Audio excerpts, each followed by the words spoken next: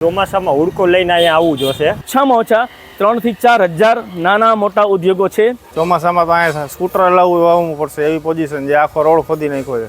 મોરબીનો રાતી પ્લોટ છે કે જ્યાં છેલ્લા 1.5 વર્ષથી આ ખોદકામ જે છે ચાલુ છે।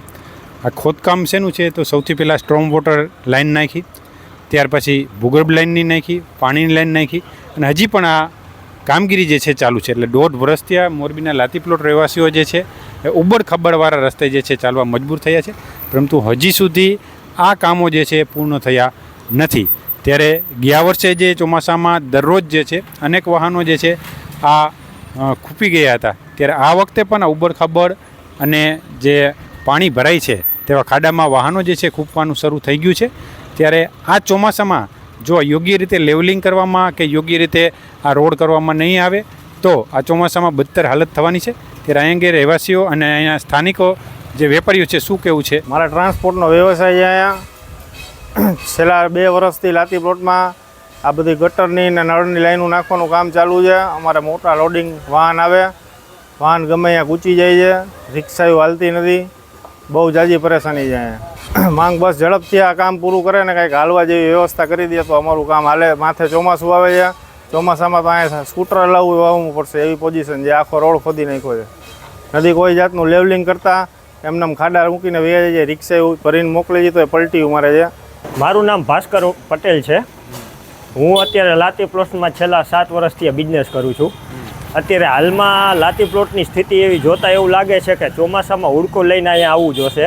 એનું કારણ છે કે 1.5 વર્ષથી અહીંયા પાણીનું અને અથવા ગટરનું કામ ચાલુ છે। નવું કામ થાય છે એ બહુ સારું કહેવાય છે, પણ મારા ખ્યાલ મુજબ અહીંયા અત્યારે હાલમાં એવી સ્થિતિ થઈ ગઈ છે કે અત્યારે રોજે રોજ અહીંયા 3 થી 4 ગાડીઓ અહીંયા ફસાઈ જાય છે।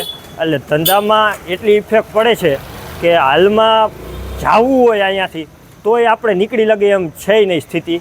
પાછળ અહીંયા લાતી પ્લોટ 1 થી લઈને 7 સુધી અત્યારે બધી જગ્યાએ ખોદકામ કરી નાખ્યું છે। ગટરવાળા ગટરનું કામ કરે છે, પછી પાણીવાળા પાણીનું કામ કરે છે, પણ સ્થિતિ એવી છે કે અહીંયાના જે ઉદ્યોગકારો છે એ બહુ પરેશાન થાય છે। એનો કાંઈ નિકાલ વહેલા ટૂંક સમયમાં થાય તો સારું છે। ચોમાસા પહેલાં મારા ખ્યાલ મુજબ અહીંયા હાલ અત્યારે ચોમાસા જેવી સ્થિતિ છે તો ચોમાસામાં અહીંયા કોઈ પણ જાતનો બિઝનેસ થશે નહીં। મારી અપીલ એવી છે કે અહીંયા થોડુંક સમજી અને બધા સંકલન સાથે મળી કામ કરે તો આ બધું આનો નિવારણ આવે, નકર ચોમાસામાં અહીંયા કોઈ પણ જાતનું કામ થશે નહીં। હું છું અનિલ ખારેચા।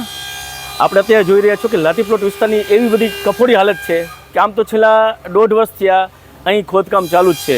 એક જે નળની લાઈન હતી એમાં તો ઓલરેડી પાણી આવતું જ હતું, છતાં નગરપાલિકા દ્વારા એક બીજી લાઈન નાખવામાં આવી, પછી ભૂગર્ભ ગટરનું ખોદકામ કરવામાં આવ્યું। ચાલો માની લે કે વિકાસ જરૂરી છે અને કરવો જ જોઈએ, પણ દર ચોમાસામાં જે હાલત થાય છે લાતી પ્લોટની કે તમે જોઈ શકો છો કે આમ ચારે તરફ ખોદેલા રસ્તા છે।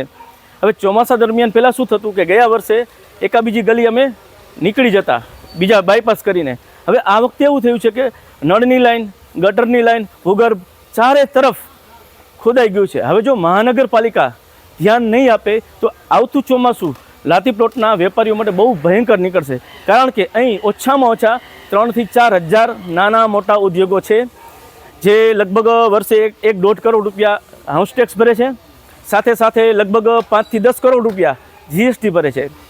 એટલે વિકાસ કોને ન ગમે?